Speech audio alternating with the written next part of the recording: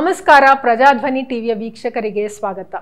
ಇವತ್ತಿನ ಸಂಚಿಕೆಯಲ್ಲಿ ನಾವು ವೇದಿಕ್ ಆರ್ಮಿ ಅಥವಾ ವೇದಿಕ್ ಸೈನ್ಯ ಅಥವಾ ಧರ್ಮದ ಸೈನ್ಯ ಹೇಗೆ ಸ್ಥಾಪಿಸೋದು ಅಂತ ಕಲಿಯೋಣ. ನಾವು ಜನರಲ್ ಆಗಿ ಏನು ಕಲ್ತಿದ್ದೀವಿ ಅಂದರೆ ಮಿಲಿಟ್ರಿ ಆರ್ಮಿ ಅವರು ಅಲ್ಲಿ ಅವರು ನಾವು ಸೇರಬೇಕು, ಅದು ಒಂದು ಆರ್ಗನೈಸೇಷನ್, ಮಿಲಿಟ್ರಿ ಆರ್ಗನೈಸೇಷನ್ ಇದೆ ಅಂದರೆ ಅವರಲ್ಲಿ ಮುಖ್ಯವಾಗಿ ಏನನ್ನ ಕಾಣ್ತೀವಿ ಅಂದರೆ ಡಿಸಿಪ್ಲಿನ್. ಅವರಲ್ಲಿ ಡಿಸಿಪ್ಲಿನ್ ಇಲ್ಲದೆ ಆರ್ಮಿ ಇರೋದು ಸಾಧ್ಯನೇ ಇಲ್ಲ, ಅಷ್ಟು ಶಿಸ್ತುಬದ್ಧಾಗಿರ್ತಾರೆ. ನಮ್ಮ ಸಿವಿಲಿಯನ್ ಡಿಸಿಪ್ಲಿನ್ಗೂ ಆರ್ಮಿ ಅಥವಾ ಮಿಲಿಟ್ರಿ ಡಿಸಿಪ್ಲಿನ್ ನೋಡಿದ್ರೆ ಅವರಲ್ಲಿ ಅತಿ ಹೆಚ್ಚು ಡಿಸಿಪ್ಲಿನ್ನ ನಾವು ಕಾಣ್ತೀವಿ. ಆದರೆ ವೇದಿಕ್ ಪ್ರಕಾರ ಏನು ಹೇಳಲಾಗತ್ತೆ ಅಂದರೆ ಬರೀ ಮಿಲಿಟ್ರಿ ಅವರಲ್ಲ, ಪ್ರತಿಯೊಂದು ಜೀವಿಯೂ ಡಿಸಿಪ್ಲಿನ್ಡ್ ಆಗಿರಬೇಕು. ಅಂದರೆ ಪ್ರತಿಯೊಂದು ಜೀವಿಯೂ ನಾವು ಆರ್ಮಿಯಲ್ಲಿ ಸೇನೆಯಲ್ಲಿ ಇದ್ರೂ ಇಲ್ಲದೇ ಇದ್ರೂ ಡಿಸಿಪ್ಲಿನ್ ಆಗಿ ಇರಲೇಬೇಕು. ಇದು ವೇದಿಕನ್ನ ಖಂಡಿತವಾಗಿ ಇದು ಎಲ್ಲರಿಗೂ ಹೇಳುತ್ತೆ. ಆ ಶಿಸ್ತು ಇದ್ದಾಗ ಮಾತ್ರ ನಾವು ಆಟೋಮ್ಯಾಟಿಕಲಿ ನಾವು ಮಿಲಿಟ್ರಿ ಪರ್ಸನ್ ಅಂತ ನಮ್ಮನ್ನು ನಾವು ಕರ್ಕೋಬಹುದು. ಯಾಕಂದರೆ ವೇದಿಕ್ ಡಿಸಿಪ್ಲಿನ್ನು ಮಿಲಿಟ್ರಿ ಡಿಸಿಪ್ಲಿನ್ಗಿಂತ ಉನ್ನತ ಡಿಸಿಪ್ಲಿನು. ಸಿವಿಲಿಯನ್ ಡಿಸಿಪ್ಲಿನ್ ನಮ್ಮಲ್ಲಿ ಯಾವ ಡಿಸಿಪ್ಲಿನ್ ಇರುತ್ತೋ ಅದಕ್ಕಿಂತ ಹೆಚ್ಚಿನ ಡಿಸಿಪ್ಲಿನು ಮಿಲಿಟ್ರಿ ಅವರಲ್ಲಿರುತ್ತೆ, ಅದಕ್ಕಿಂತ ಹೆಚ್ಚಿನ ಡಿಸಿಪ್ಲಿನು ವೇದಿಕ್ ಡಿಸಿಪ್ಲಿನ್. ಅಷ್ಟು ಶಿಸ್ತುಬದ್ಧಾಗಿರ್ತಾರೆ. ಅಂದರೆ ಅವರಲ್ಲಿ ಏನು ಡೂಸ್ ಆ್ಯಂಡ್ ಡೋಂಟ್ಸ್ ಕಟ್ನಿಟ್ಟಾಗಿರುತ್ತೆ. ಲೈಕ್ ಇದನ್ನು ಮಾಡಬೇಕು ಅಂದರೆ ಮಾಡಲೇಬೇಕು, ಇದನ್ನು ಮಾಡಬಾರ್ದು ಅಂದರೆ ಮಾಡಲೇಬಾರ್ದು. ಸೊ ಅಷ್ಟು ಡಿಸಿಪ್ಲಿನ್ಡ್ ಆಗಿರೋದು ವೇದಿಕ್ ಡಿಸಿಪ್ಲಿನ್. ಇಂತಹ ಡಿಸಿಪ್ಲಿನ್ನು ಪ್ರತಿಯೊಬ್ಬರಲ್ಲೂ ಇದ್ದಾಗ ನಾವು ಆಟೋಮ್ಯಾಟಿಕ್ ಆಗಿ ನಾವೆಲ್ಲರೂ ಮಿಲಿಟ್ರಿ ಅಂತಲೇ ಕರೆಸ್ಕೋತೀವಿ. ಇವಾಗಿನ ಸ್ಟ್ಯಾಂಡರ್ಡ್ ಪ್ರಕಾರ ನಾವೆಲ್ಲರೂ ಮಿಲಿಟ್ರಿ ಅಂತಲೇ ಕರೆಸ್ಕೋತೀವಿ. ಹಂಗಿದ್ದಾಗ ಮಾತ್ರ ನಾವು ಅಷ್ಟು ಡಿಸಿಪ್ಲಿನ್ಡ್ ಆಗಿದ್ದಾಗ ಮಾತ್ರ ನಮ್ಮನ್ನು ನಾವು ಡಿಫೆಂಡ್ ಮಾಡ್ಕೋಬೋದು. ಯಾವುದೇ ತರಹದ ಅಧರ್ಮದ ಪರಿಸ್ಥಿತಿಯಲ್ಲೂ ನಮ್ಮನ್ನು ನಾವು ರಕ್ಷಣೆ ಮಾಡ್ಕೊಳ್ಳೋ ಸಾಮರ್ಥ್ಯ ನಮ್ಮಲ್ಲಿ ಬರೋದು ಹೇಗೆ ಅಂದರೆ ಈ ಡಿಸಿಪ್ಲಿನ್ ಇದ್ದಾಗ, ಮತ್ತು ಪರಮಾತ್ಮನ ಜೊತೆ ಅಲೈನ್ ಆಗಿದ್ದಾಗ, ಫೋರ್ಸ್ ಜೊತೆ ಅಲೈನ್ ಆಗಿದ್ದಾಗ, ಧರ್ಮದ ಜೊತೆ ಅಲೈನ್ ಆಗಿದ್ದಾಗ ಇದು ನಾವು ಯಾವುದೇ ಪರಿಸ್ಥಿತಿಯನ್ನು ಮೀರಿ ಹೋಗೋದಕ್ಕೆ ಸುಲಭ ಆಗುತ್ತೆ. ನಾವು ಬರೀ ಮಿಲಿಟ್ರಿ ಆರ್ಮಿಯನ್ನ ಮೇಲೆ ಮಾತ್ರ ಡಿಸಿಪ್ಲಿನ್ಗೆ ಡಿಪೆಂಡ್ ಆಗ್ತೀವಿ. ಅವರು ಡಿಸಿಪ್ಲಿನ್ಡ್ ಆಗಿದ್ದಾರಲ್ವ, ಅವ್ರು ರಕ್ಷಣೆ ಮಾಡ್ಕೋತಾರೆ ಅಂತ. ಆದರೆ ಇಲ್ಲಿ ವೇದಿಕಲ್ಲಿ ಏನು ಹೇಳ್ತಾ ಇದ್ದಾರೆ ಅಂದರೆ ನಾವು ಈ ವೇದಿಕ್ ಆರ್ಮಿಯನ್ನು ತಯಾರಿಸಬೇಕು, ಒಂದು ಧರ್ಮದ ಸೈನ್ಯವನ್ನು ತಯಾರಿಸಬೇಕು ಅಂದರೆ ಇಡೀ ದೇಶ ಡಿಸಿಪ್ಲಿನ್ಡ್ ಆಗಿರಬೇಕು.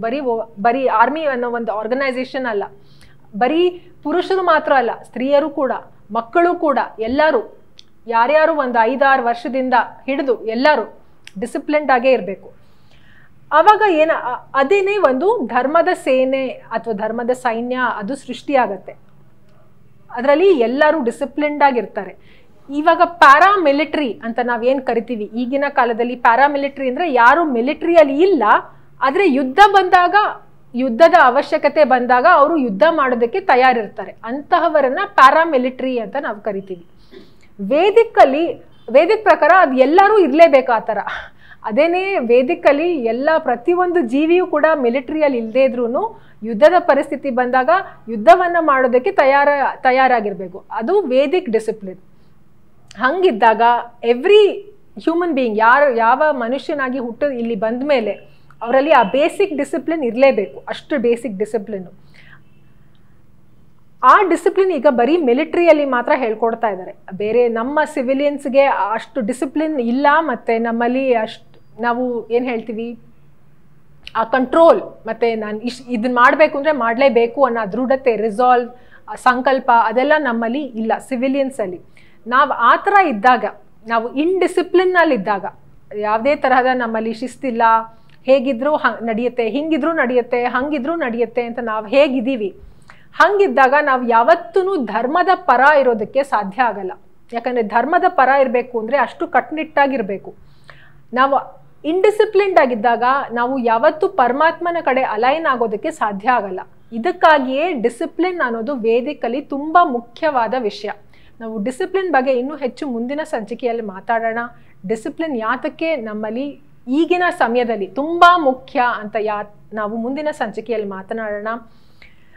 ಅದಕ್ಕೇನೆ ನಾವು ಒಂದು ಉದಾಹರಣೆ ನೋಡೋದಾದರೆ, ಮಹಾಭಾರತದಲ್ಲಿ ಅರ್ಜುನ ಒಂದು ಯೋಧ ಆಮೇಲೆ, ಆದರೆ ಮೊದಲು ಅವನು ಯಾವ ವ್ಯಕ್ತಿ ಅಂದರೆ ಒಂದು ಡಿಸಿಪ್ಲಿನ್ಡ್ ವ್ಯಕ್ತಿ. ಸೊ ಯಾವ ಬ್ರಹ್ಮಾಂಡದ ನಿಯಮಗಳು, ಶಿಸ್ತು, ಪಾಲನೆ ಏನು ಮಾಡಬೇಕಿತ್ತೋ ಅದೆಲ್ಲವನ್ನ ಪಾಂಡವರು ಮಾಡ್ತಾಯಿದ್ರು. ಅವರು ಮೊದಲು ಡಿಸಿಪ್ಲಿನ್ಡ್ ಬೀಯಿಂಗ್ಸ್, ಆಮೇಲೆ ಅವರು ಯೋಧ. ಸೊ ಅದೇ ರೀತಿ ನಾವು ಕೂಡ ಇದನ್ನು ಒಂದು ಎಕ್ಸಾಂಪಲ್, ಉದಾಹರಣೆ, ಒಳ್ಳೆಯ ಉದಾಹರಣೆಯಾಗಿ ತಗೊಂಡು ನಮ್ಮಲ್ಲಿ ಆ ಶಿಸ್ತನ್ನ ಅಳವಡಿಸ್ಕೊಳ್ಳೋದು, ಅಭ್ಯಾಸ ಮಾಡೋದು ನಾವು ಪ್ರಾರಂಭ ಮಾಡಲೇಬೇಕು.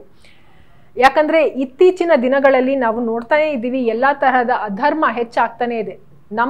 ನಮ್ಮ ಸ್ವಂತ ರಕ್ಷಣೆಗೆ ಯಾವುದು ಬೇಕು ಅಂದ್ರೆ ಈ ಡಿಸಿಪ್ಲಿನ್.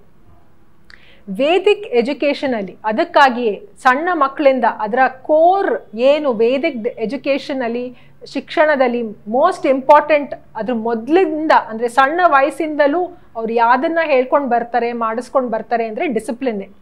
ಆ ಡಿಸಿಪ್ಲಿನ್ ಅನ್ನೋದು ಅವರ ಮೂಲದಲ್ಲಿದೆ ವೇದಿಕ್ ಎಜುಕೇಶನ್ ಅಲ್ಲಿ. ಅವಾಗ ನಾವು ಆಟೋಮ್ಯಾಟಿಕ್ ಆಗಿ ಒಂದು ಮಿಲಿಟರಿ ಟ್ರೈನಿಂಗ್ ಅನ್ನ ಪಡೆದ್ಬಿಡ್ತೀವಿ. ಇವಾಗಿನ ಮಿಲಿಟರಿ ಟ್ರೈನಿಂಗ್ ಅಲ್ಲಿ ಏನ್ ಹೇಳ್ಕೊಡ್ತಾರೆ ಅದು ಆಟೋಮ್ಯಾಟಿಕ್ ಆಗಿ ಬಂದ್ಬಿಡುತ್ತೆ. ಅದಾದ್ಮೇಲೆ ಅವ್ರ ಅಷ್ಟು ಡಿಸಿಪ್ಲಿನ್ ಪಡೆದಾದ್ಮೇಲೆ ಅವರು ಅಸ್ತ್ರ ಶಸ್ತ್ರ ಮಿಕ್ಕಿದ್ದೆಲ್ಲ ಹೈಯರ್ ಎಜುಕೇಶನ್ ಅದ್ರ ಬಗ್ಗೆ ಇನ್ನೂ ಏನು ಎಕ್ಸ್ಟ್ರಾ ಕಲಿಬೇಕು ಅದನ್ನೆಲ್ಲ ಇಂಟ್ರೆಸ್ಟ್ ಇದ್ದವರು ಅದನ್ನ ಕಲಿಬೋದು. ಆದ್ರೆ ಈ ಮೂಲಭೂತ ಡಿಸಿಪ್ಲಿನ್ ಯಾವುದು ಅಂದ್ರೆ ದೇಹದ ಶಿಸ್ತು, ಮನಸ್ಸಿನ ಶಿಸ್ತು, ಅದೆರಡನ್ನ ಫಸ್ಟು ನಾವು ಖಡಾಖಂಡಿತವಾಗಿ ಮಾಡಲೇಬೇಕು. ಯಾಕಂದ್ರೆ ಇವಾಗಿನ ಪರಿಸ್ಥಿತಿಯಲ್ಲಿ ಇದೇ ನೀಡ್ ಆಫ್ ದ ಆರ್ ಅಂತ ಏನ್ ಹೇಳ್ತೀವಿ, ಇವಾಗಿನ ಪರಿಸ್ಥಿತಿಯಲ್ಲಿ ಇದೇ ಅತಿ ಮುಖ್ಯವಾಗಿ ಅವಶ್ಯಕವಾಗಿರುವುದು. ಇದನ್ನ ಎಲ್ಲರೂ ಮಾಡ್ಕೊಂಡಾಗ ಮಾತ್ರ ನಾವೆಲ್ಲರೂ ಈ ವೇದಿಕ್ ಆರ್ಮಿ ಅಂದ್ರೆ ಧರ್ಮದ ಸೈನ್ಯದಲ್ಲಿ ಭಾಗಿಯಾಗೋದಕ್ಕೆ ಸಾಧ್ಯ ಆಗತ್ತೆ.